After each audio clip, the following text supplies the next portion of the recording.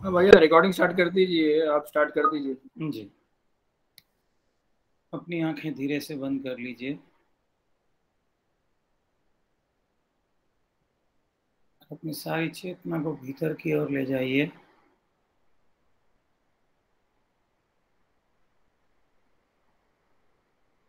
हम मालिक की याद में हैं।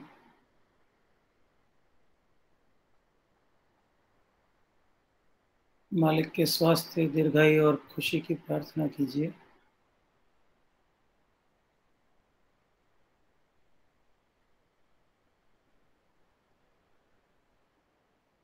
मालिक की उपस्थिति का आह्वान कीजिए।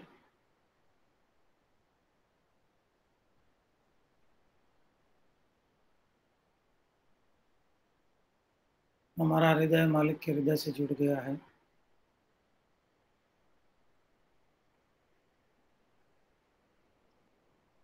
मालिक की उपस्थिति को महसूस कीजिए। दिल की गहराइयों से मालिक की उपस्थिति को महसूस कीजिए।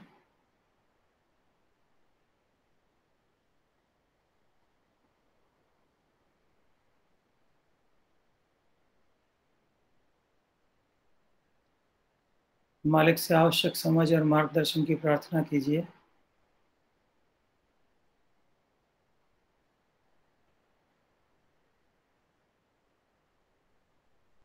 सभी participants heart to heart connected हैं।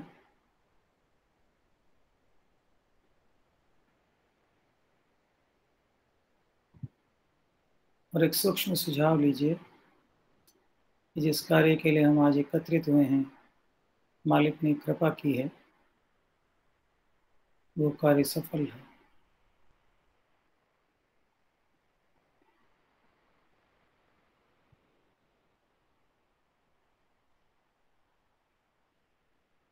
धीरे से अपनी आंखें खोल दीजिए।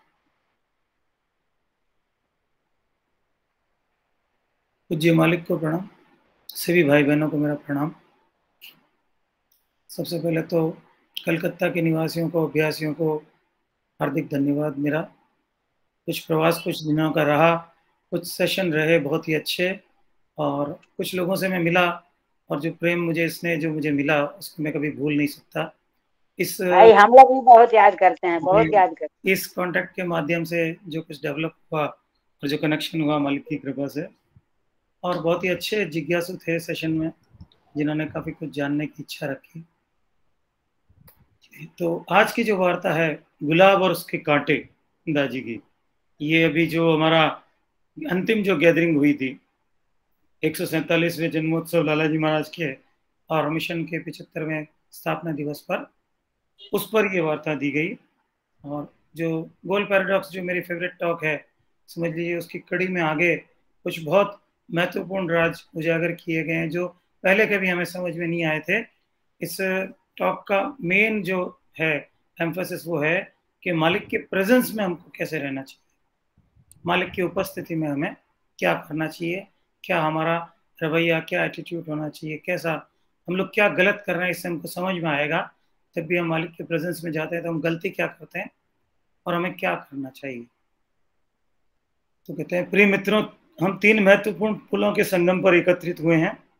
पूजनीय आदि गुरु फतेहगढ़ के श्री रामचंद्र जी, लाला जी महाराज का 147वां जन्मोत्सव, उनके नाम पर आधारित श्री रामचंद्र मिशन, इस महान आध्यात्मिक संस्था की वर्षगांठ, और कान्हा शांतिवन उनके ध्यान कक्ष का उद्घाटन। जो लोग नए हैं, जिन्होंने इसके बाद ज्वाइन किया है, उनको थोड़ा सा मैं बता दूं कि ये एक बहुत बड़े लेवल का उत्सव था। 3 पार्ट में किया गया था और कोई 1 लाख लोगों की वहाँ व्यवस्था थी। कान्हा शांतिवनम जो हार्टफुलनेस का हमारा हेडक्वार्टर है, रामनाथ जी कोविंद राष्ट्रपति महोदय ने इसका इनोग्रेशन किया था। फिर रामदेव जी वगैरह बहुत सारे गेस्ट थे, और 3 टुकड़ों में अलग अलग इसका प्रोग्राम किया गया था। 3 भंडारे उनको कहे गए थे। मैं खुशकिस्मत रहा कि मुझे तीनों भंडारों में रहने का अवसर मिला। तो कहते हैं, लाला जी के अवतरण से ही प्रकृति ने हमारे बीच जीवंत मालिक की निरंतर उपस्थिति को सुनिश्चित किया है। ये बहुत इंपॉर्टेंट चीज है, लिविंग गुरु। सहज मार्ग में बताया जाता है लिविंग गुरु इज इंपॉर्टेंट। तो हम खुशकिस्मत हैं कि हम एक ऐसी जगह हैं जहाँ हमारे साथ लिविंग गुरु है। अन्य कई जगह लिविंग गुरु नहीं है। उन लोगों के गुरु जिनकी महासमाधि हो गई है, और अभी उनके कोई लिविंग गुरु नहीं है। तो कभी हम लिविंग गुरु की बात करेंगे तो बात करेंगे गुरु के महत्व में कि लिविंग गुरु की क्या इंपॉर्टेंस होती है। तो हम लोग बहुत खुशकिस्मत है कि हमारे पास लिविंग गुरु है। आगे कहते हैं, जिस तरह कोई इंसान गुलाब की सुंदरता को दूर से ही सराह सकता है, उसी तरह मालिक से दूर रहकर भी एक योग्य शिष्य उनके अस्तित्व का सुख लेते हुए आनंदित हो सकता है। फिर भी फूल की खुशबू को सूंघने के लिए आपको उसके पास जाना पड़ता है, आपको उसे अपने हाथों में पकड़ना पड़ता है। आप जहां भी जाएं मालिक को पा सकते हैं, लेकिन तब भी ऐसा कुछ महत्वपूर्ण है जो बाकी रहता है। मैंने दूर रहने के बाद बाकी क्या रहता है? मालिक के पास जाना। तो एक निश्चित समय पर आपको उनके पास होना चाहिए, लेकिन गुलाब को पकड़ते समय सावधान रहें, ये चेतावनी है। मालिक के पास जाते समय क्या सावधानी रखनी चाहिए? गुलाब को पकड़ते वक्त सावधान रहें, उसमें कांटे होते हैं जो आपको चुभ सकते हैं। मालिक की शारीरिक उपस्थिति में जितने अवसर समाये होते हैं उतने ही जोखिम भी रहते हैं। मैंने मिलने में, भौतिक नजदीकी में जितनी अपॉर्चुनिटीज है उतनी ही रिस्क भी है। क्यों है? यही सब वार्ता में आगे बताया जाएगा। कहते यदि इनका सामना तहे दिल से किया जाए तो ये जोखिम और भी महान आशीर्वाद में परिवर्तित हो सकते हैं। लेकिन ऐसी परिस्थितियों में यदि आपका दिल पिघले नहीं, तब वे आपको अपनी आध्यात्मिक बर्बादी को सुनिश्चित करने वाले बन सकते हैं। आई रिपीट, मालिक की शारीरिक उपस्थिति में जितने अवसर समाये होते हैं उतने ही जोखिम भी होते हैं। यदि इनका सामना तहे दिल से किया जाए तो ये जोखिम और भी महान आशीर्वाद में परिवर्तित हो सकते हैं।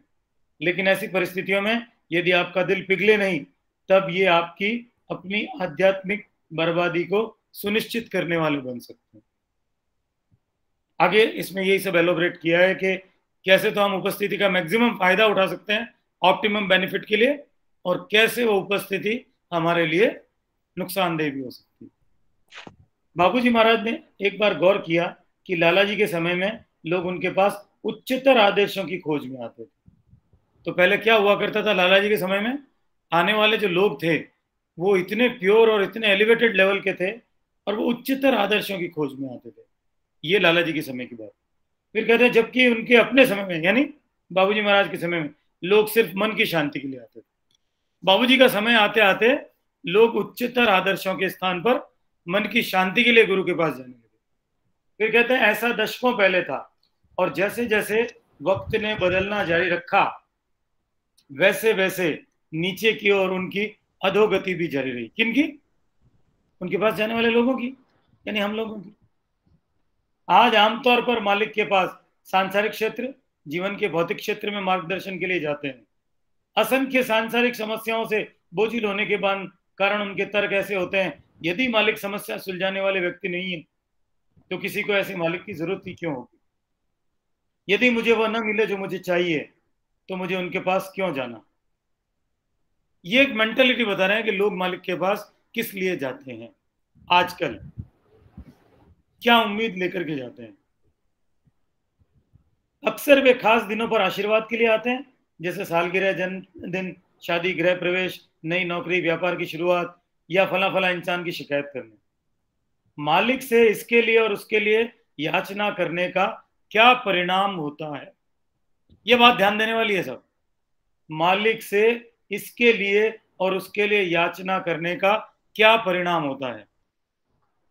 किसी भी तरह के निश्चित आशीर्वाद को मांगने पर यह मांग करना ही अपने आप में एक बाधा बन जाती है। वही बात जो गोल पैराडॉक्स में हुई थी, लक्ष्य की प्राप्ति की इच्छा ही अपने आप में बाधा बन जाती है। यहां वो कह रहे हैं, आई रिपीट, और बहुत महत्वपूर्ण लाइन है, ध्यान से सुनिएगा, किसी तरह के निश्चित आशीर्वाद को मांगने या मांग करने ही अपने आप में बाधा बन जाती है। तो हमको ये समझना है कि हम क्या कर रहे हैं। कहीं हम बाधा तो उत्पन्न नहीं कर रहे हैं? क्या मैं कुछ मांग रहा हूं इस तरह की चीजें? क्या मैं ऐसी कुछ कामना कर रहा हूं? अगर मैं ऐसी कामना कर रहा हूं जो कुछ ऊपर बताई गई आशीर्वाद की कामना, तो फिर ये अपने आप में एक बाधा उत्पन्न कर रही है। ये वो सीधे सीधे नहीं कह रहे हैं कि आप क्या कर रहे हैं, ये वो बता रहे हैं कि आप लोग ये कर रहे हैं। और अगर आप लोग ऐसा कर रहे हैं कुछ मांगने का, जैसा कि मैं हर टॉक में कहता हूं, मेरे बेटे की नौकरी नहीं लग रही है तो लग जाए, मेरी बेटी की शादी नहीं हो रही तो हो जाए, मेरा स्वास्थ्य ठीक नहीं चल रहा है तो ठीक हो जाए, सब कुछ ठीक हो जाए। जो हम मांगा करते हैं।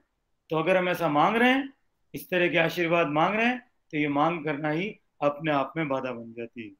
चाहे आप भौतिक आशीर्वाद मांगे या आध्यात्मिक प्रगति, अपेक्षा का या मनोभाव ही एक बांध बन जाता है। ये बंधन हो गया। मान लीजिए, चलिए मैं भौतिक आशीर्वाद से ऊपर उठ गया और मैंने आध्यात्मिक प्रगति मांग ली, वो भी एक बंधन है। वो भी नहीं मांगना है, जो कि हम पहले बात कर चुके, केंद्रीय क्षेत्र, मोक्ष इत्यादि की इच्छा। इससे पहले एक टॉक में पढ़ रहा था, मेरा सेशन था क्रेस्ट का, उसमें यही था।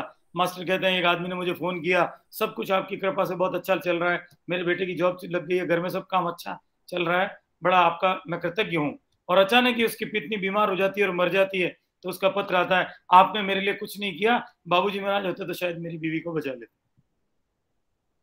दैट इज द डिफरेंस, स्वीकार्यता का अभाव और मांग। तो ये क्या करता है, ये मनोभाव क्या करता है? ये मनोभाव आपके दिलों में किसी भी प्रकार के प्रवाह को रोकता है। दोनों के बीच में जो है प्रवाह, मालिक जो देने को तैयार हैं, उसको ये रोक देगा हमारा मनोभाव। आशीर्वाद मांगने का, प्रगति मांगने का, इच्छा रखने का मनोभाव उस प्रवाह में बाधक बन जाएगा। मालिक इससे भी महान आशीर्वाद देने को तैयार है, लेकिन आप अल्पमति में, लोग अक्सर ऐसे तुच्छ मांग करके खुद को भरमा लेते हैं, जैसे कि जन्म दिवस का आशीर्वाद। हमें पता ही नहीं मांगना क्या है। प्रॉब्लम ये है, सबसे बड़ी समस्या यह है कि मालूम ही नहीं है कि क्या मांगना है। हम बहुत छोटी मोटी चीजें मांग रहे हैं, उनसे उन्हीं को मांग लेना चाहिए। शबरी की प्रार्थना थी, हे राम कब आओगे, बस इतनी सी। सारे ऋषि मुनि संस्कृत में बड़े बड़े श्लोक करके प्रार्थना कर रहे थे, श्री राम सबसे पहले शबरी के पास गए। क्यों गए? प्रार्थना इतनी सी थी, कब आओगे, बस। तो हमें मालूम ही नहीं क्या मांगना है। बाबूजी महाराज कहते थे कई बार कि भाई मैं देना कुछ और चाहता हूं, कुछ उच्चतम देना चाहता हूं, पर आप लोग क्या शांति की मांग करते हो, तो मुझे ध्यान में बस शांति देने पर विवश होना पड़ता है। भाई जो कुछ आप मांगोगे वही तो मिलेगा, उससे ज्यादा वो क्यों देंगे? तो अगर आपने खाली अपनी भौतिक प्रगति मांगी वो दे देंगे, आपने आध्यात्मिक प्रगति मांगी वो दे देंगे, और आपने उनको ही मांग लिया तो उनको अपने आप को देना पड़ जाएगा। Very simple.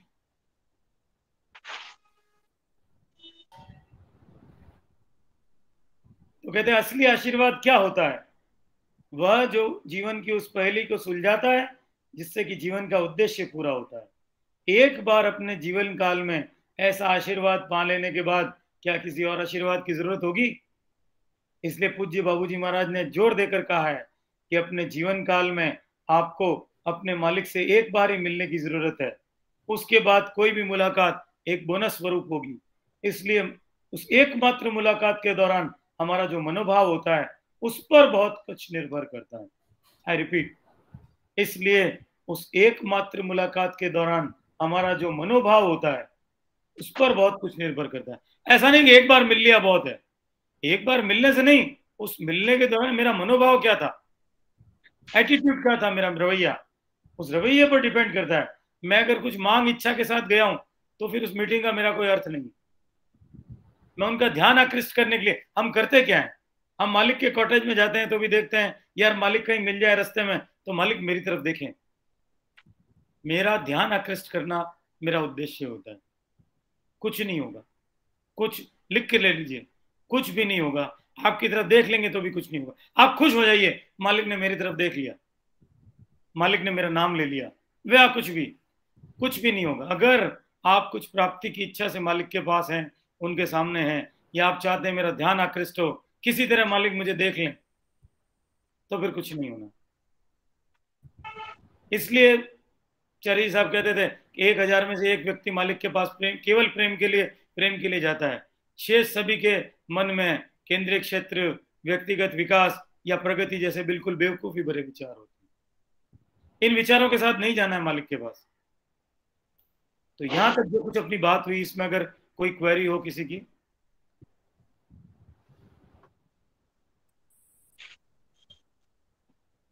आगे चलें।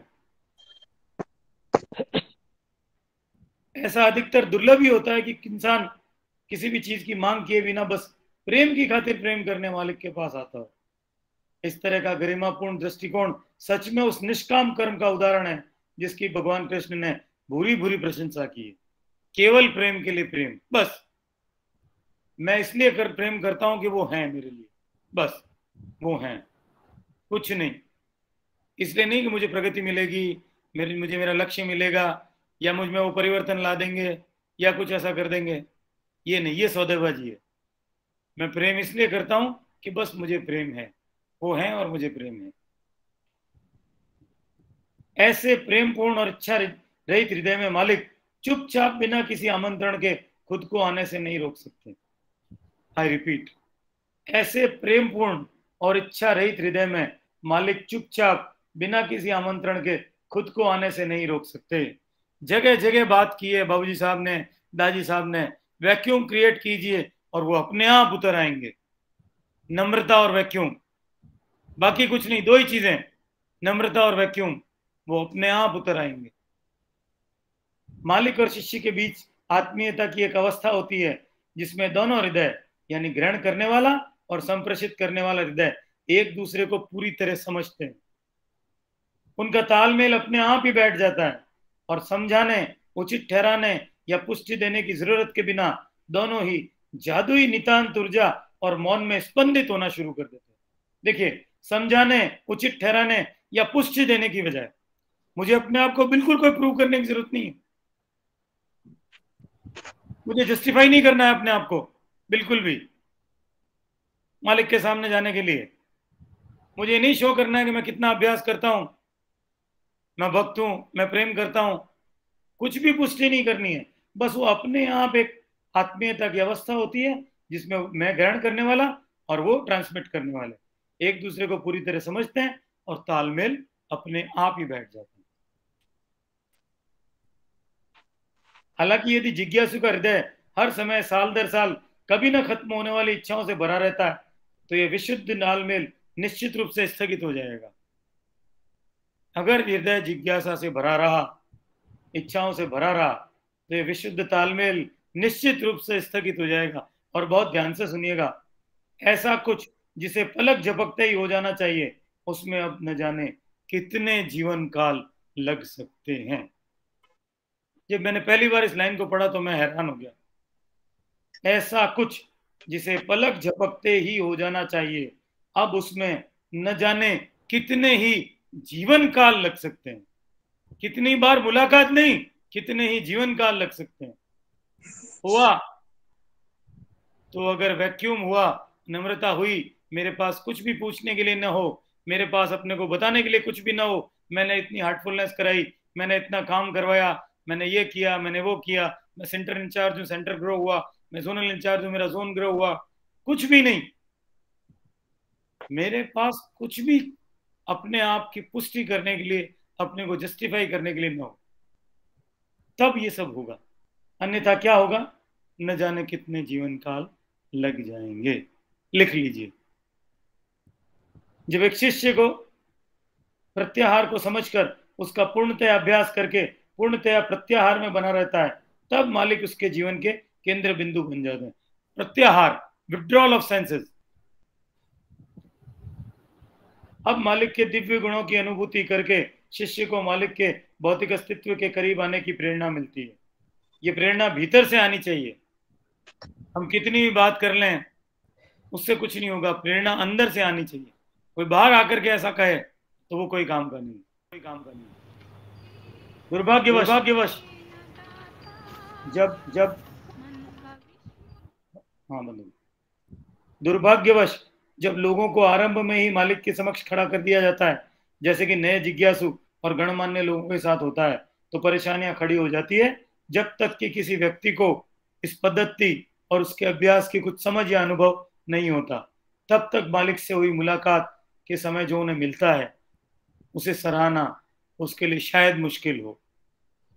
जब हम मालिक के समक्ष छोटे बच्चों को लाते हैं जिन्हें उस ग्रहण क्षण की समझ ही नहीं होती, तब हमें अधिक सावधानी बरतनी चाहिए। उन्हें वहां जबरन लाने में कोई अर्थ ही नहीं है। वे रात को उनिंदा महसूस करते हैं और आप उन्हें एक आरामदायक शयन कक्ष में नहीं ले जाते, या आप उन्हें नीचे बैठने को कहते हैं जबकि वे इसके आदी नहीं होते, या आप प्रसाद के नाम पर उन्हें वह सब खाने को मजबूर करते हैं जो आश्रम में भोजन के रूप में परोसा जाता है। तब वे विरोध कर सकते हैं, और इन परिस्थितियों से नफरत करना शुरू करते हैं। मालिक के आश्रम में ऐसी कई असुखद परिस्थितियों का सामना करने के कारण उनमें विरोध बढ़ता जाता है। ऐसी कुंठित भावनाएं उनके अवचेतन में घर कर लेती है और ये भावनाएं बाद के जीवन में मालिक और उन बच्चों के बीच में दीवार खड़ी कर देती है। अब ये बहुत इंपॉर्टेंट बात कही है, देखिए, मालिक को गहन भाव से मिलना कितना अच्छा होता है। यहां तक कि एक निष्ठावान अभ्यासी मालिक से मिलने के लिए जब अपने घर से निकलता है, उसका आंतरिक भाव प्रेम से भरी प्रत्याशा, आदर और मधुर आश्चर्यों का होता है। देखिए, हम अपने को कंपेयर करें कि हमारी क्या हालत होती है वहां जाते हैं तो, और ये क्या कह रहे हैं, कैसा होना चाहिए। आगे बताएंगे कि मालिक के कमरे में जाने में क्या अपना भाव होना चाहिए। तो हम एक अपना आकलन करें कि हमारा भाव क्या होता है। उनके कमरे में जाते समय वे बने विनीत भाव से जाते हैं। उनकी आंखें शिष्टता से उस जमीन की ओर देखती है जिस पावन भूमि को एक प्रार्थनामय हृदय से देखना चाहिए। वे इतने हल्के और सौम्यता से कदम बढ़ाते हैं कि वे अपने शरीर के पूरे वजन को भी उस पर नहीं डालते। देखिए कितनी उच्च स्थिति की बात। उनकी आंखें शिष्टता से नीचे जमीन की ओर देखती है जिस पावन भूमि को एक प्रार्थना में हृदय से देखना चाहिए। वे इतने हल्के और सौम्यता से कदम बढ़ाते हैं कि अपने शरीर के पूरे वजन को भी उस जमीन पर नहीं डालते। और मैं आजकल देखता हूँ लोग कॉटेज में जाते हैं, मैं तो बहुत समय हो गया कॉटेज में जाता ही नहीं हूँ, मालिक की कृपा हुई मुझे जाने की जरूरत महसूस नहीं होती। मैं देखता हूँ लोग सेल्फी खिंचवाते हैं मालिक के साथ, बहुत सारे लोग बगल में कंधे से कंधा लगा के एकदम, और अपने स्टेटस पर डालते हैं। मैंने बहुत सारे ऐसे फोटोग्राफ देखे हैं, रोज देखते हैं। मास्टर के पास में खड़े हैं और बड़े गर्व से खड़े हैं बताने के लिए कि मैं मालिक के साथ हूं इस वक्त। ऐसे सच्चे शिष्य के आगे का कोई स्थान या आराम से बैठने लगने की ऐसी कोई जगह तलाश नहीं करते। हालांकि मैंने यही सब किया है। एक जमाने में नया अभ्यासी था आचार्य जी, 2012 की बात है, तो मैं भी इसी तरह से कॉटेज में जाना, और वो रोकते थे भीड़ में अंदर जाना, और किसी तरह से बस अंदर जाके मालिक की शक्ल देख लूं। ये सब गलतियां मैं कर चुका हूं, इन्हीं चीजों से गुजरा हूं। ऐसे ही लाइन लगाना, अभी तक समझ लीजिए काना में भी एक बार कॉटेज में गया बस, उसके बाद से मुझे कभी जरूरत महसूस नहीं हुई कि मैं भीड़ में जाऊं और अपने आप को अप्रूव करूं कि मैं गया हूं और मुझे कुछ सेटिस्फेक्शन मिले। फिर कहते हैं सच्चे शिष्य के आगे का कोई स्थान या आराम से बैठ सकें ऐसी ये कोई जगह नहीं तलाश करते। वे लोग मालिक के समक्ष स्वाभाविक रूप से अपने सारे विचार, इच्छाएं और राय छोड़ देते हैं। ये जरूरी है। जैसे ही मैं मालिक के सामने जाऊं, अपनी जो राय मैं बना रहा हूं उस वक्त जो कुछ भी मन में मैं कुछ कहने के लिए आया हूं, कोई मैं अपनी ऐसी समस्या लेके आया हूं, कोई अपना ऐसा विचार लेके आया हूं, कोई अपनी ऐसी इच्छा लेके आया हूं, वो तुरंत छोड़ देनी चाहिए। सारे विचार, इच्छाएं और राय छोड़ देते हैं। यदि वे मालिक की खुशी के अनुसार सचमुच तैयार होना चाहते हैं तो कम से कम कुछ देर के लिए तो ऐसा हो जाना चाहिए, क्योंकि वहां मालिक कुछ मेरे ऊपर काम करने वाले हैं। मैं मास्टर के कॉटेज में हूं या कहीं भी, मान लीजिए और कहीं जगह मास्टर के साथ हूं, तो उस वक्त वो मुझ पर कुछ काम करेंगे। और अगर मैं अपने विचार, इच्छाएं और राय के साथ अभी भी हूं तो वो कार्य में प्रतिरोध बन जाएगा, मुझे पता नहीं लगेगा।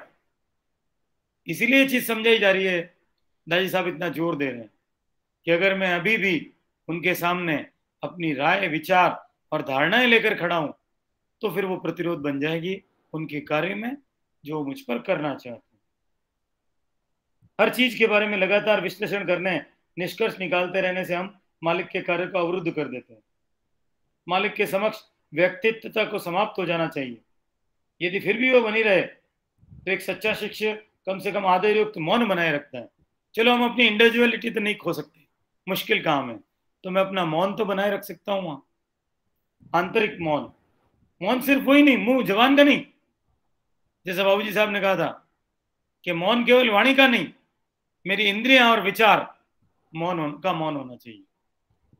हम लोग मौन के वक्त जबान तो बंद हो जाती है हमारी, लेकिन विचार और इंद्रियां चलती रहती है, तो वो आदर युक्त मौन। शिष्य को मालिक के हर कार्य का विश्लेषण करना शोभा नहीं देता। एक सच्चा संवाद होने के लिए, देखिए क्या परिस्थिति बताइए, एक सच्चा संवाद होने के लिए, एक सच्ची आत्मीयता को शुरू करने के लिए पूर्णतया आंतरिक मौन की आवश्यकता होगी। अब ये आंतरिक मौन कैसा होगा? मालिक के पूर्ण व्यक्तित्व का मान रखते हुए खोजती आंखें, सवाल करने वाले मन और तड़पते दिलों को पीछे हटना होगा। वहां पहुंचकर अगर आंखें कुछ खोज रही है, मन कोई सवाल लिए है और दिल तड़प रहा है, इस सब को पीछे हटना होगा। अपनी आंतरिक दशा को उनके साथ लयबद्ध होता हुआ महसूस करने की कोशिश करें। यहां तक किसी की क्वेरी हो तो? भाई साहब मुझे ये बताएं कि ये दिल का पिघलना क्या होता है और अपने भीतर कैसे जाते हैं? जी, दिल का पिघलना आपका पहले पेज पर आया था, आपने कहा था देखिए दिल का पिघलना, जहां तक मैं समझता हूँ, इसकी कहीं डेफिनेशन नहीं लिखी हुई है। दिल का खुलना क्या है? दिल का खुलना समझते हैं? अच्छा, नहीं, दिल का खुलना समझते हैं क्या? दिल का खुलना समझते हैं क्या? दिल का बंद होना हर एक चीज क्या? जी हाँ जी जी जी बोलिए। और भीतर कैसे जाया जा रहा है आपने? नहीं, पहले मुझे बताइए, लोगों को भी लाभ होगा। दिल का बंद होना क्या है? माने आप किसी चीज को एक्सेप्ट ही नहीं कर रहे हैं, आप किसी की बात ही नहीं सुन रहे हैं, अपने उस पर अड़े हुए हैं। नहीं, इसके अलावा एक चीज और है। दिल का खुलना मतलब दिल के जो नेचुरल गुण हैं, प्रेम, करुणा, समानुभूति, ये सब उभरे। अच्छा। जब तक ये नहीं है तब तक दिल बंद है। और दिल मेल्ट कब होगा? मालिक की याद और भक्ति जैसे जैसे बढ़ेगी वैसे वैसे दिल मेल्ट होगा। शुरुआत आंसुओं से होगी। दिल पिघलना, जब दिल कोमल कब होगा? जब दिल कोमल होगा तो आंसू आएंगे, दिल पिघलने लगेगा। ज्यों ज्यों मालिक के प्रति भक्ति बढ़ेगी त्यों त्यों दिल पिघलना शुरू होगा। और दिल जो जमा हुआ पड़ा अंदर, जो कुछ मेरी समझ है, इसकी डेफिनेशन कहीं मैं लिखी हुई मैंने नहीं पढ़ी है, और जहां तक मैंने समझा है कि बंद दिल क्या है, खुलना क्या है, और दिल का पिघलना क्या है। और एक प्रश्न और था ना, अपने भीतर जाना, ये मुझे आज तक समझ में नहीं आया कि भीतर उतरना। देखिए, उपरति क्या है? उपरति क्या है? उपरति समझते हैं? नहीं, उपरति नहीं। सारी जो सेंसेस है हमारी, समस्या क्या आ रही है अंदर उतरने में? समस्या क्या है हमारी सेंस? आप भाई साहब ऐसे इंटरेक्टिव सेशन रखिए, लोग ऐसे चुप हो जाते हैं, मैं बोलता रहता हूँ, मुझे कभी मजा ही नहीं आता, बिल्कुल भी, ऑनेस्टली स्पीकिंग। अब देखिए, आपने सवाल किया, इतने लोगों को फायदा हुआ। लोग, मैं मास्टर को मैंने लिखा भी था कि साहब लोग बिल्कुल जड़वत बैठ जाते हैं, ऐसी स्टोन लाइक सिचुएशन प्राणाहुति से हो जाती है कि वो कुछ बोलते ही नहीं है फिर। तो देखिए, हमको क्या रोक रहा है अंदर उतरने से? ये जो सारी बाहर देखने वाली चीजें हैं, इंद्रियों का दुरुपयोग, वो हमें अंदर उतरने से रोक रहा है। तो अगर हम इंद्रियों का जो उपयोग है, देखने वाली आंखें को हम फॉर एग्जांपल अच्छी चीज देखने के लिए लें, कान को अच्छी चीज सुनने के लिए लें, दूसरी चीजें नहीं देखें, जितने साइलेंस में जाएंगे ना, इसलिए कहते हैं हमारे यहाँ साइलेंस इज इंपॉर्टेंट। यहाँ भी देखिए, आदर युक्त मौन की बात हो रही है। एक बार हम साइलेंस सिर्फ वाणी का ही नहीं, फिर अगेन इंद्रियों और विचारों का, तो मेडिटेटिव स्टेट जब बनाए रखेंगे तब हम अंदर उतरना शुरू होंगे। तब तक बाहर ही बाहर है, कोई मतलब नहीं मैंने 1 घंटे का ध्यान कर लिया और फिर मैं अपनी उसी मटेरियल लाइफ में उसी स्पीड से चला गया। कहीं ना कहीं एक पॉज होना चाहिए, कहीं ना कहीं। आज अगर मैं इतना ज्यादा मटेरियल हूं तो मैं अपनी स्पिरिचुअलिटी को बिल्कुल इग्नोर कर रहा हूं, तो मैं उसको बैलेंस में ला रहा हूं कि नहीं ला रहा हूं? जब मैं इंद्रियों को अपने नियंत्रण में लाऊंगा तब मैं जाकर के कहीं अंदर उतरना शुरू होऊंगा। तो इसके लिए एक तो साइलेंस बहुत इंपॉर्टेंट है। दूसरा, कंपनी। मेरी कंपनी कैसी है? इसलिए मैंने आपको कहा कि हमेशा हाथ में किताब रखनी चाहिए। मैं कल फ्लाइट में था, मेरे पास मेरी किताब डायरी थी, और अचानक ही कुछ ऐसे रिविलेशन आ गए जो कल मैंने ग्रुप में शेयर किए। बहुत ही सुंदर चीजें ध्यान में आ गई। इस तरह से अंदर उतर सकते हैं। और थैंक यू। चलिए आगे चलें। एक बार जब आप मालिक के निकट सानिध्य में होते हैं तो अक्सर एक अलग तरह की परेशानी खड़ी हो जाती है। आगे चलकर वो परेशानी या तो आशीर्वाद स्वरूप बन सकती है या घातक सिद्ध हो सकती है। हमेशा की तरह यह भी शिष्यों पर निर्भर करता है। अब शिष्य को एक मालिक की स्वभावगत विलक्षणता या निर्लापन दिखने लगता है। जिन मालिक को वो पहले दिव्य रूप में मानता था, अब वो उनकी स्पष्ट नगण्यता पर चिंतन करके सभी खामियों को, खासियतों को आंकने लगता है। जैसा कि बाबूजी महाराज ने एक बार कहा था, कई लोग मुझे देखने आते हैं, लेकिन वास्तव में मुझे कोई नहीं देखता। ये बहुत इंपॉर्टेंट कोटेशन है। सब मुझे देखने आते हैं पर कोई मुझे नहीं देखता। मालिक के पीछे की दिव्यता जिसको देखनी चाहिए, उसको हम नहीं देखते। भौतिक स्वरूप में उलझ कर रह जाते हैं और कुछ लोग तो कमियां देखने लगते हैं। आमतौर पर हम सिर्फ वही देखते हैं जिसे हम अपनी चेतना के स्तर से और हमारी समझ से ग्रहण कर सकते हैं। किसी के लिए अपनी चेतना के स्तर द्वारा निर्धारित निम्न दृष्टिकोण से उच्चतर आयामों को देखना कठिन होता है। हम जिस लेवल पर हैं, जितने ग्रॉस लेवल पर हम हैं, क्या हम उतनी उच्च चीज को देख सकते हैं? उसको देखने के लिए तो उतना सूक्ष्म बनना पड़ेगा। एक ग्रॉस, हम अपनी जिस ग्रॉसनेस लेवल से उस उच्च लेवल को परसीव नहीं कर सकते, समझ ही नहीं सकते। उसके लिए जब उतना सटल होंगे तब जाकर के समझ पाएंगे किसी भी चीज के लिए। ये कोई मालिक और ये नहीं है, कोई भी चीज को समझने के लिए उस लेवल पर जाना पड़ता है। वो लेवल नहीं होगा तो वो चीज कैसे समझ में आएगी? साहित्य ले लीजिए, शास्त्रीय संगीत ले लीजिए, एक को बहुत आनंद आएगा, दूसरा कह रहा है ये क्या बज रहा है, ये क्या बेवकूफी है। वाकई लोग कहते हैं, जिन लोगों को शास्त्रीय संगीत में रुचि नहीं है वो कहते हैं ये क्या अजीब है, ये क्या बेवकूफी है। और जिसको आनंद है वो खो जाता है उसमें, क्योंकि वो उस लेवल का है, समझ है उसमें। वही बात आध्यात्मिकता में आती है। हम लोग देखते हैं, मैं कई बार बात करता हूँ, लोग कहते हैं साहब बातें समझ में ही नहीं आती आपकी, क्योंकि वो स्तर आने पर वो चीजें समझ में आएगी, पहले आएगी कैसे? तो हम मालिक का आकलन करने लगते हैं, हमारा वो स्तर ही नहीं है आकलन करने का। तो ये बेवकूफी हम क्यों कर रहे हैं? कैसे कर सकते हैं? It's ridiculous. क्या हम उनका आकलन कर रहे हैं जिनकी हमें समझ ही नहीं है, जिस दिव्यता को हम समझ ही नहीं सकते, उसके आसपास ही नहीं, उसका हम आकलन कर रहे हैं। एक बार चारी जी साहब ने कहा था, अगर आप मालिक को समझ गए हैं, दूसरा मालिक बना लीजिए।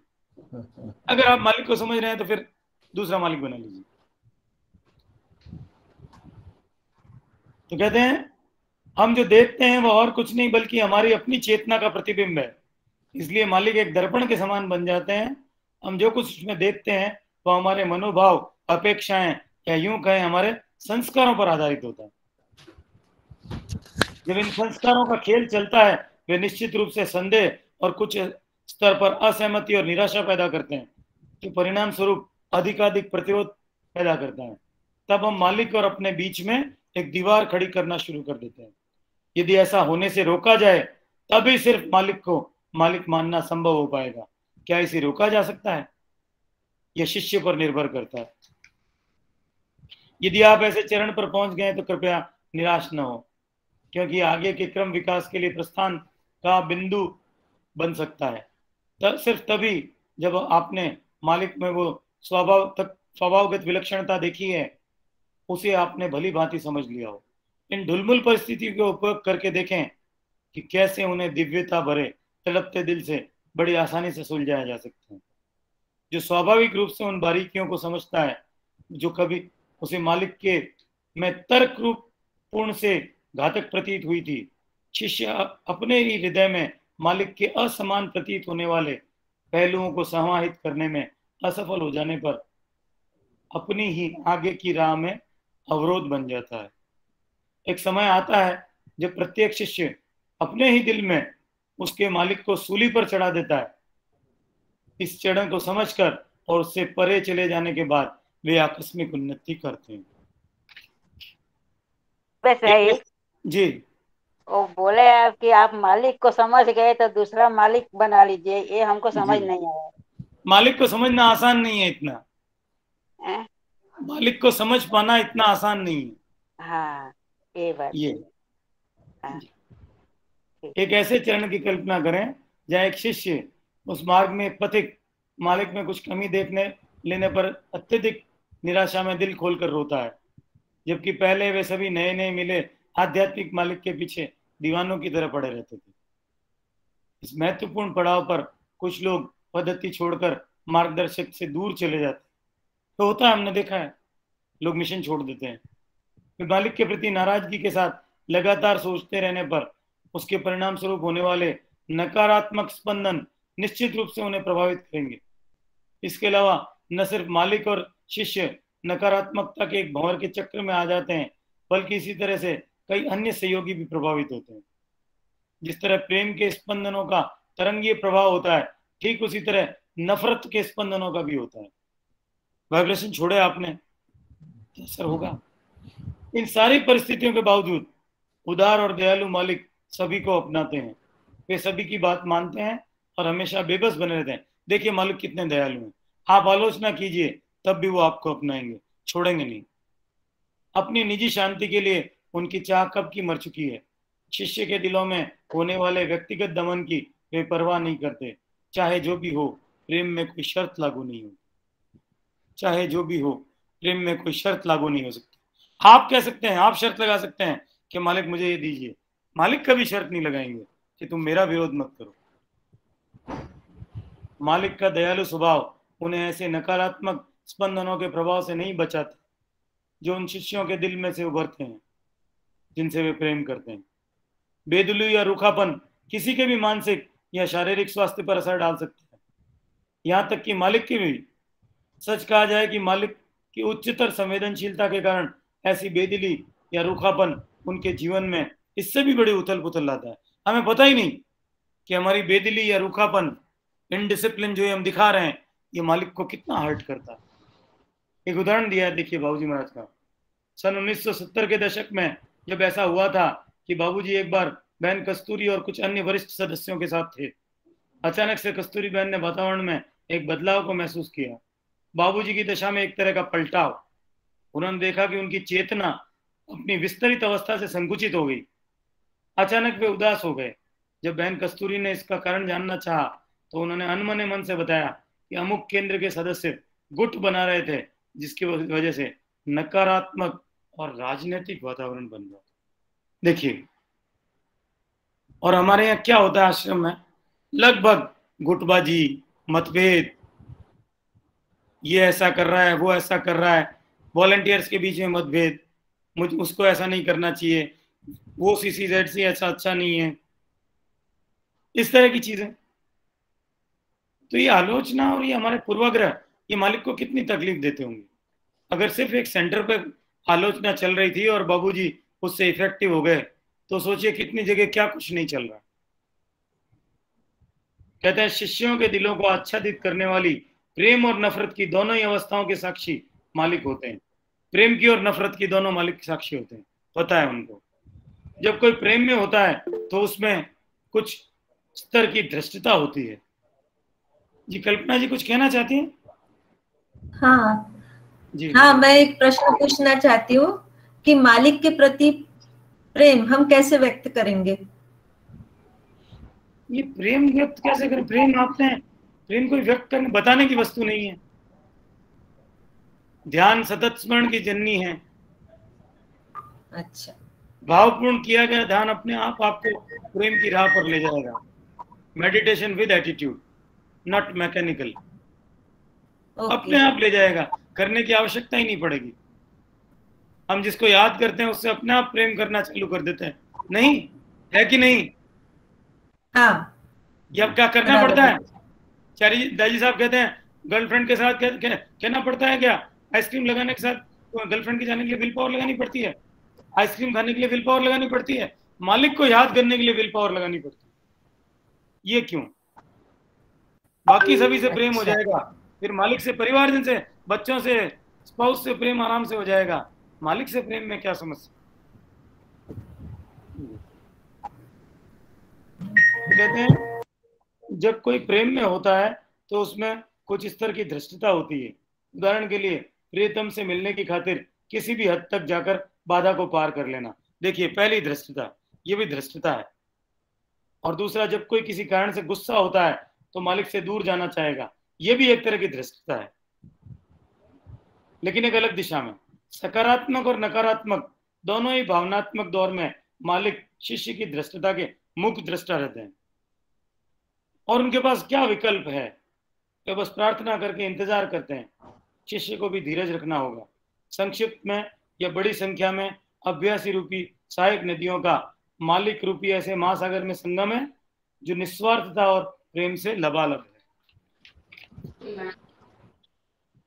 शिष्य द्वारा दर्शाई गई भावनात्मक दृष्टता के कई स्तर देखने के बावजूद मालिक ये सुनिश्चित करते हैं कि शिष्य का अहंकार काफी हद तक परिशुद्ध हो जाए। कोशिश उनकी यही रहती है कि अहंकार परिशुद्ध हो जाए। इसे हासिल करने के लिए वे अनूठी परिस्थितियां बनाए जाते हैं, वे ऐसी सर्कमस्टेंसेस बनाते हैं ठोक पीट कर भी कि हमारा अहंकार परिशुद्ध हो जाए। अब अहंकार कितना जी सोनिया जी बोलिए, सोनिया जी।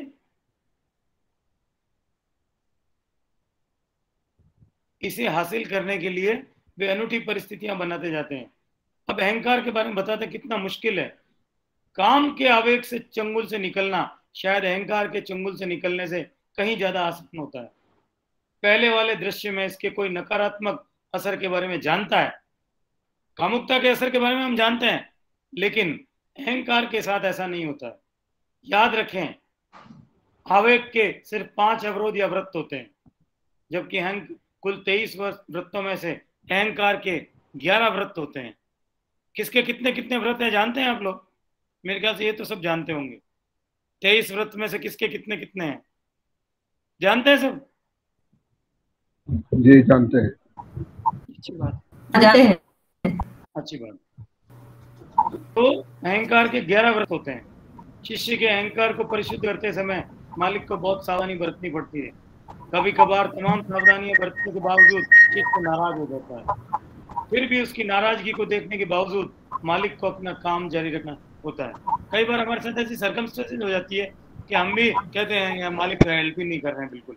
कई बार ऐसा मन में आ जाता है कि मालिक कुछ मदद ही नहीं कर रहे। तो ये तो तुम्हारा विचार है मालिक मदद नहीं कर रहे। मालिक जो कुछ कर रहे हैं अपने हिसाब से करें।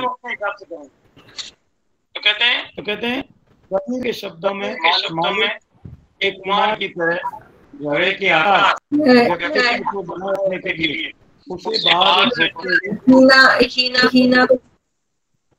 थोकते हुए भीतर से संभाल रहे। कबीर ने क्या कहा? पॉटर क्या करता? घोड़े को अंदर से संभालता है, बाहर से संभालता है। अंदर से हाथ इसलिए संभाल कुछ गड़बड़ नहीं होगी और बाहर से उसकी शेप देता है। मालिक भी यही करते हैं। हमें बड़ा बुरा लगता है लेकिन वो हमें शेप देते हैं। तो कहते हैं इंसान वे भी इस दर्द को महसूस करते हैं जिसे शिष्य अपने मुश्किल दौर में महसूस करता है।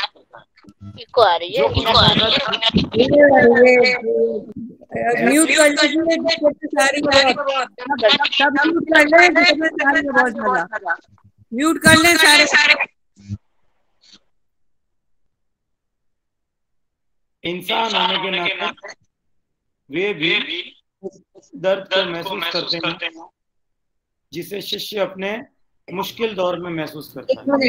ये हीना सिस्टर म्यूट कर ले। हाँ जी। जैसे जैसे भक्ति बढ़ती जाती है मालिक अपनी उपलब्धता को सुगम करते हुए शिष्य को अपने करीब लाते हैं। अब यहाँ देखिए नया चैप्टर शुरू हुआ। आपका पहले तो जो विरोध था, रेजिस्टेंस था, आपका कम किया। उसके बाद क्या हुआ? ये मेरे साथ प्रैक्टिकली ये चीज हुई है जो इसमें लिखी गई है। पहले तो आपका रेजिस्टेंस थोड़ा बड़े, आपके साथ जो कुछ करना था उन्होंने किया।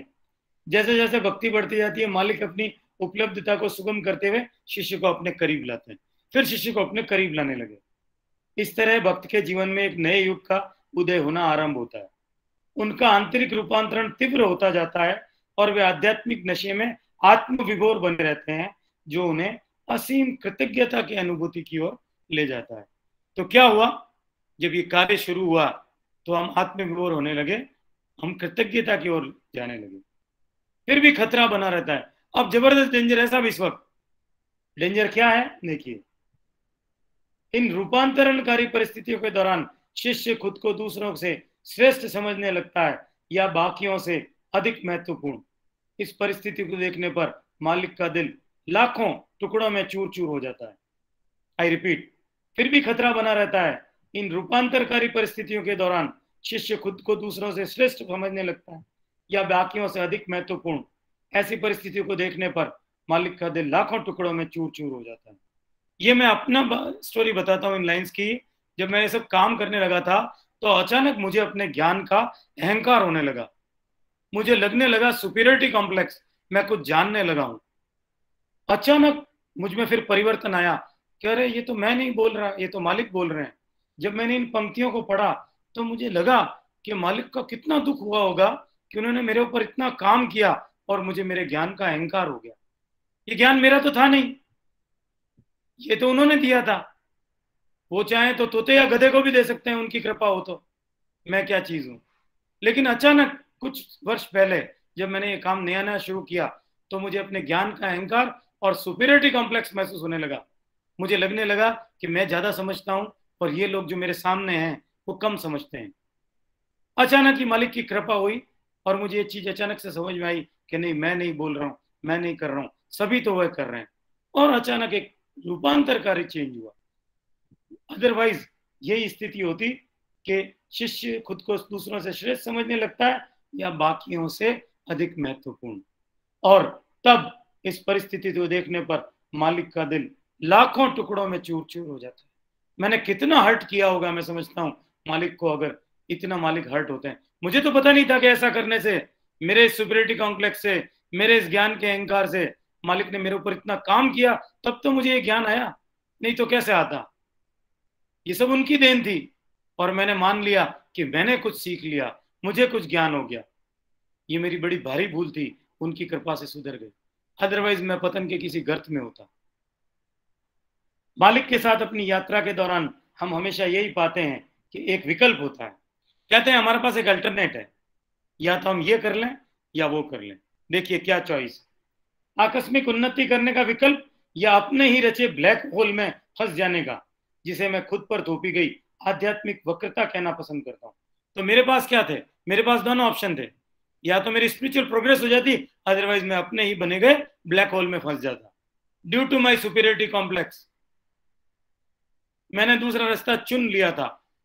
मालिक की कृपा से उन्होंने मुझ में, उसमें मालिक इतने दयालु हैं। देखिए मैं गलती कर रहा था, उन्होंने मुझे गलत रास्ते पर जाने नहीं दिया, मेरा हाथ थामे रखा और मेरे जिस ब्लैक होल में से मैं फंसने वाला था उसमें से मुझे उन्होंने असीम कृपा से निकाल लिया। एक बार जब आप अहंकार के भंवर में फंस जाते हैं तो उससे बाहर निकलना मुश्किल होता है। यदि ऐसा हो जाता है और आप इस दुर्भाग्यपूर्ण वक्रता के बारे में अवगत हो जाते हैं, तब खुद का, मालिक का और उनकी क्षमताओं का पुनः अवलोकन करते हुए एक कदम पीछे हटकर स्पष्ट हृदय से अपने प्रयासों को फिर से व्यवस्थित करें। आई रिपीट, यदि ऐसा हो जाता है, कैसा हो जाता है?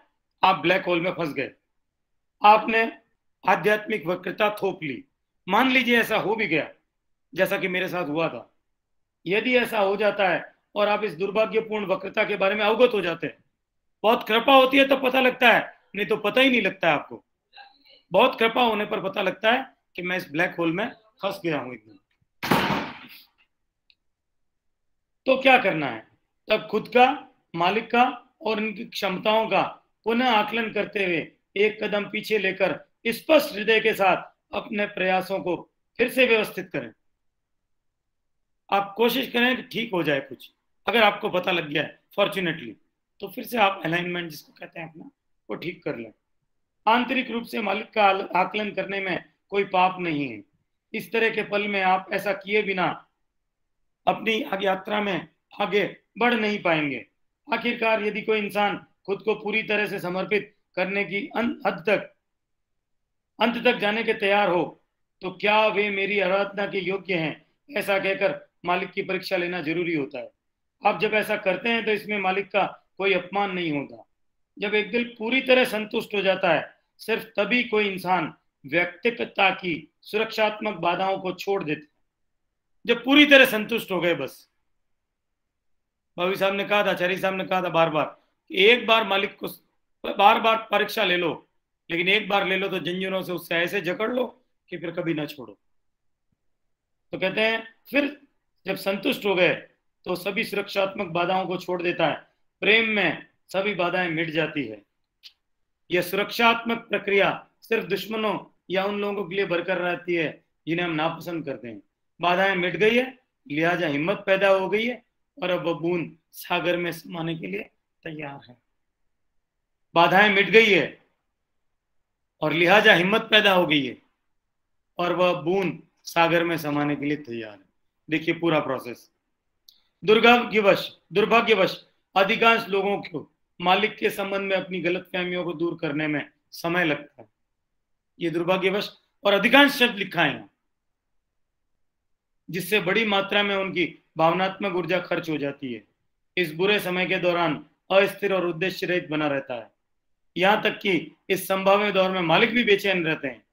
वे शिष्य के साथ संवेदना रखते हैं और उसकी भलाई और स्थिरता की चिंताओं से बोझिल रहते हैं। मालिक हमारे लिए बहुत चिंता करते हैं।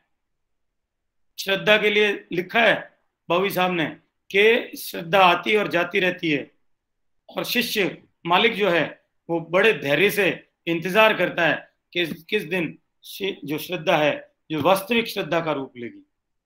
जब तक वो अमूर्त श्रद्धा नहीं बन जाए तब तक वो आती जाती है। तो कहते हैं बोझिल रहते हैं। शिष्य की सुरक्षित यात्रा को सुनिश्चित करने के लिए अब मालिक को अपने काम में तेजी लाने होगी। इस नाजुक दौर में वे शिष्य में किसी भी वक्रता को आने नहीं दे सकते। उनका काम यही है, शिष्य को संभाले रखना, उसको मार्ग से भटकने न देना। ये उनकी कृपा है।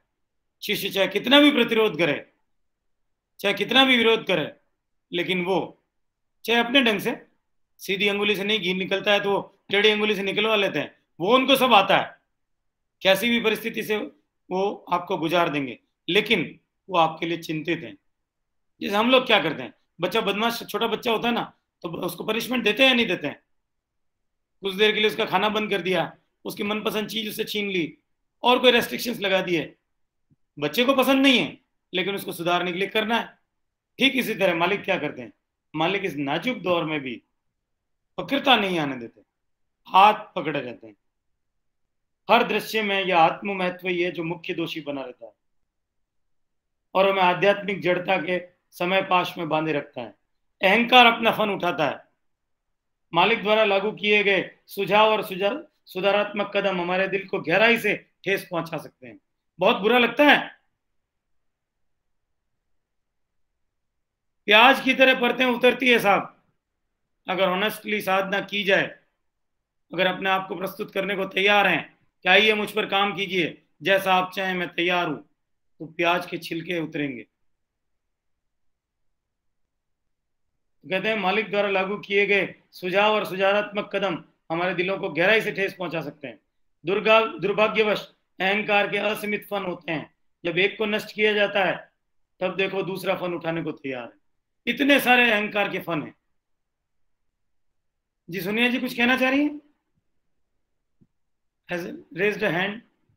चलिए, बाबू साहब ने कहा था, अहंकार की परिभाषा में कहा था, काली अमावस्या की काली रात में काली चट्टान पर बैठी काली चींटी को ढूंढने के समान है अहंकार। यही खेल अनंत काल तक चलता रहता है, जब तक कि एक दिन हम इस खेल की निरर्थकता को समझकर प्रेम के साथ हमेशा के लिए समर्पण नहीं कर देते। जब हमके समझ में आ जाए कि ये खेल बेकार है, कुछ नहीं पड़ा है इसमें, इस प्रतिरोध को जो मैं कर रहा हूं इसमें कुछ नहीं पड़ा है, उस दिन हम समर्पण कर देते हैं। अब हम उस असली घर पहुंच चुके हैं। अब हमें कितनी देर तक इंतजार करना होगा? आइए हम इस बात को समझें कि एक दूसरे के साथ हम जो वक्त बिताते हैं उसकी एक सीमा होती है। हमारे पास अनंत काल का समय नहीं है। आई रिपीट, आइए इस बात को समझें कि एक दूसरे के साथ हम जो वक्त बिताते हैं उसकी एक सीमा होती है। हमारे पास अनंत काल तक का समय नहीं है। Sense of urgency, bar bar Charlie साहब कहते थे, डाई साहब कहते हैं, समय कम है, अधिक समय नहीं है।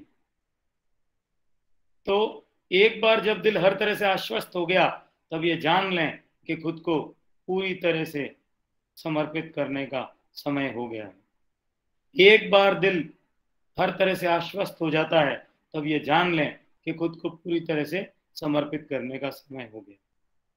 प्रेम और आदर से कमलेश पटेल। तो साहब वार्ता समाप्त हुई। मुझे लगता नहीं था इतना समय ले पाऊंगा, लेकिन काफी कुछ कवर हो गया। कोई क्वेरी हो किसी की?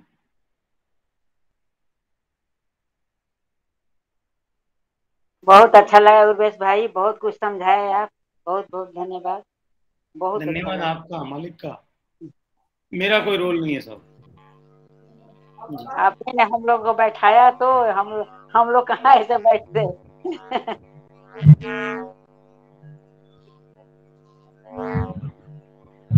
एक शब्द आया भाई जो वक्रता, जी, ये समझ में नहीं आ रहा क्या होता है? वक्रता मतलब रास्ते से हट जाना। सीधे सीधे रास्ते में प्रोग्रेस कर रहे थे आध्यात्मिक, आप बैग गए, भटक गए रास्ते से, ट्रैक चेंज हो गया।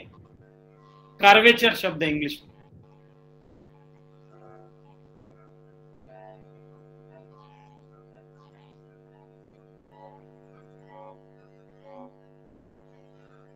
जी, कोई नए लोग हैं आज पहली बार आए हैं जो?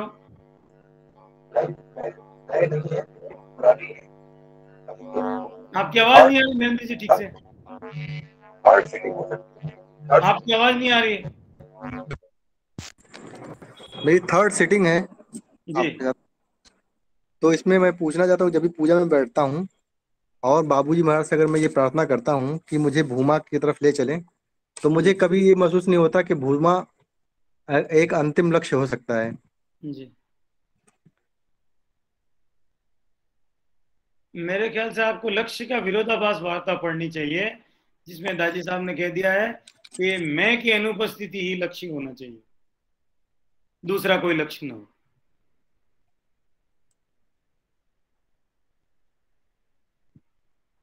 शरणागति।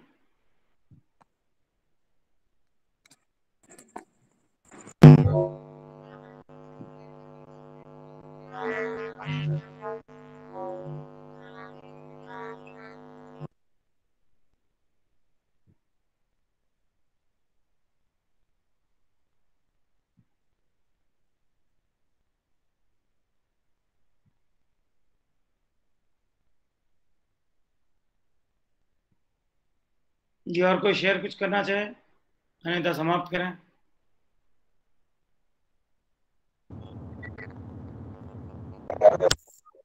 करना तो पहले मन के विकारों को खत्म करें। अगर मन के विकार जब तक मन में रहेंगे तब तक आध्यात्मिक प्रयत्न करना बहुत मुश्किल होगा।